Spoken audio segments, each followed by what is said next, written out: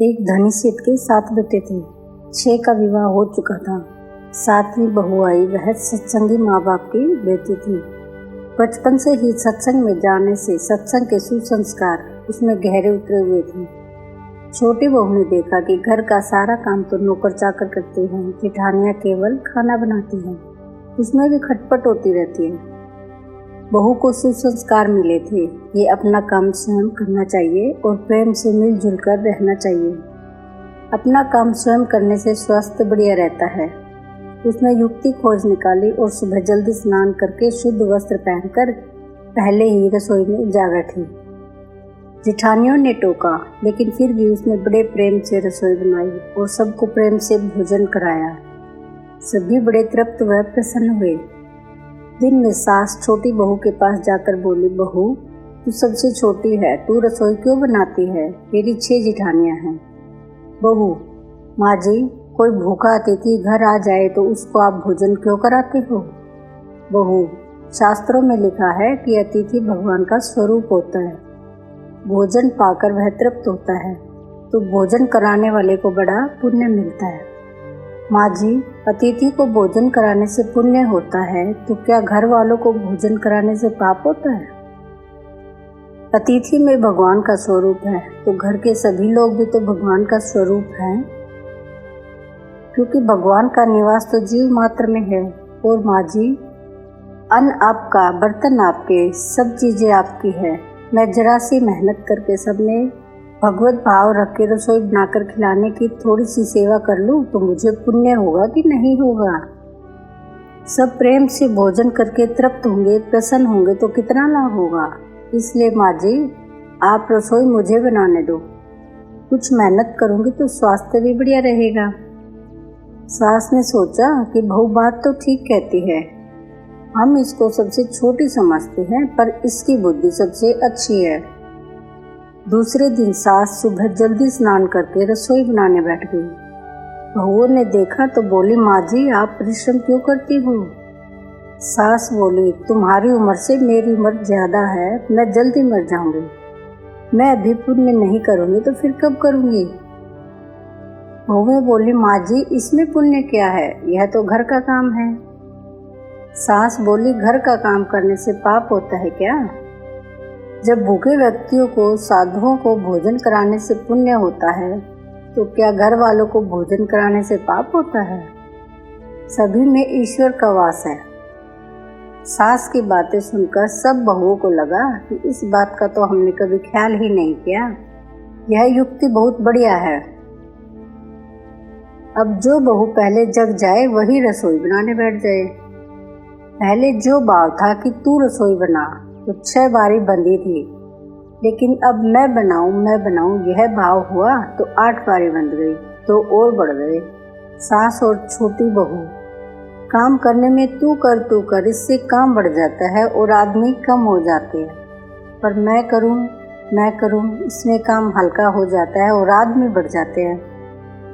छोटी बहू उत्साही थी, सोचा कि अब तो रोटी बनाने में चौथे दिन बारी आती है, फिर क्या किया जाए। घर में गेहूं पीसने की चक्की पड़ी थी, उसने गेहूं पीसने शुरू कर दिए। मशीन की चक्की का आटा गरम गरम बोरी में भर देने से जल जाता है, उसकी रोटी स्वादिष्ट नहीं होती। लेकिन हाथ से पिसा गया आटा ठंडा और अधिक पौष्टिक होता है तथा उसकी रोटी भी स्वादिष्ट होती है। छोटी बहू ने गेहूं पीसकर उसकी रोटी बनाई तो सब कहने लगी, आज तो रोटी का जायका बड़ा विलक्षण है। सास बोली, बहू तू क्यों गेहूं पीसती है? अपने पास पैसों की कमी नहीं है। माँ जी, हाथ से गेहूं पीसने से व्यायाम हो जाता है और बीमारी नहीं आती। दूसरा, रसोई बनाने से भी ज्यादा पुण्य गेहूं पीसने का है। सास और जेठानियों ने जब सुना तो लगा कि बहू ठीक कहती है। उन्होंने अपने अपने पतियों से कहा, घर में चक्की ले आओ, हम सब गेहूं पीसेंगे। रोजाना सभी जेठानियां चक्की में 2-2.5 सेर गेहूं पीसने लगी। अब छोटी बहू ने देखा कि घर में झूठे बर्तन मांजने के लिए नौकरानी आती है। अपने झूठे बर्तन हमें स्वयं साफ करने चाहिए, क्योंकि सब में ईश्वर है, तो कोई दूसरा हमारा झूठा क्यों साफ करे। अगले दिन उसने सब बर्तन मांज दिए। सास बोली, बहू विचार तो कर, बर्तन मांजने से तेरा गहना घिस जाएगा, कपड़े खराब हो जाएंगे। माँ जी, काम जितना छोटा उतना ही उसका महत्व ज्यादा। पांडवों के यज्ञ में भगवान श्री कृष्ण ने झूठी पतले उठाने का काम किया था। दूसरे दिन सास बर्तन मांजने बैठ गई। उसको देख के सब बहुओं ने बर्तन मांजने शुरू कर दिए। घर में झाड़ू लगाने नौकर आता था।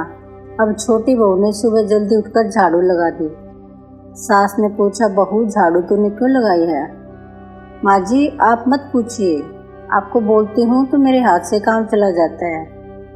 झाड़ू लगाने का काम तो नौकर का है, तू क्यों लगाती है?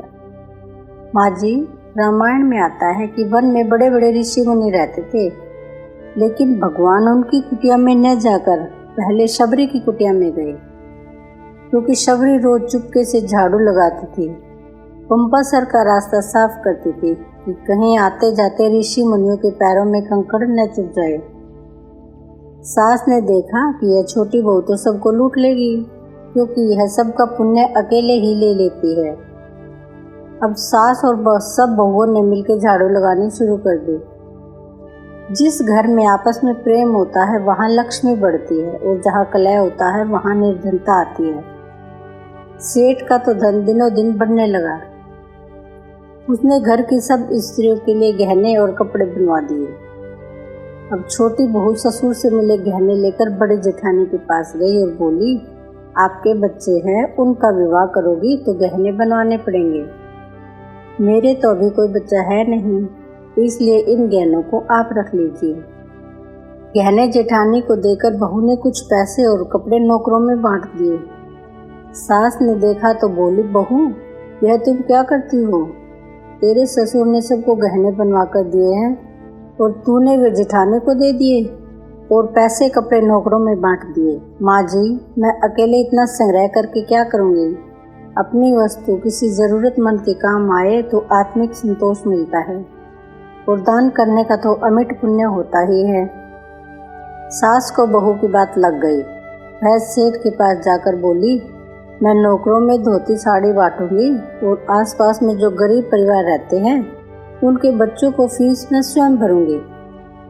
अपने पास कितना धन है, किसी के काम आए तो अच्छा है, न जाने कब मौत आ जाए और सब यहीं पड़ा रह जाए। जितना अपने हाथ से पुण्य कर्म हो जाए अच्छा है। सेठ बहुत प्रसन्न हुआ कि पहले नौकरों को कुछ देते थे तो लड़ पड़ती थी, पर अब कहती है मैं खुद दूंगी। सास दूसरों को वस्तु देने लगी तो यह देख के दूसरी बहुएं भी देने लगी। नौकर भी खुश होकर मन लगा के काम करने लगे और आस पड़ोस में भी खुशहाली छा गई। गीता में आता है, यद यदा चरति श्रेष्ठ स्तते देवोतरो जन स यत प्रमाण कुरुते लोक सते धनु वर्तते। श्रेष्ठ मनुष्य जो जो आचरण करता है दूसरे मनुष्य वैसा वैसा ही करते हैं। वह जो कुछ प्रमाण कर देते हैं दूसरे मनुष्य उसी के अनुसार आचरण करते हैं। छोटी बहू ने जो आचरण किया उससे उसके घर का तो सुधार हुआ ही, साथ में पड़ोस पर भी अच्छा असर पड़ा। उनके घर में भी सुधर गए। देने के भाव से आपस में प्रेम भाईचारा बढ़ गया। इस तरह बहू को सत्संग से मिली सूझबूझ ने उसके घर के साथ अनेक घरों को खुशहाल कर दिया। आशा करती हूँ दोस्तों ये कहानी आपको पसंद आई होगी। इस कहानी के बारे में आपकी क्या राय है हमें कमेंट्स करके अवश्य बताएं। अगर आप इस चैनल पर नए हैं तो चैनल को सब्सक्राइब जरूर कीजिए। कहानी सुनने के लिए आपका बहुत बहुत धन्यवाद।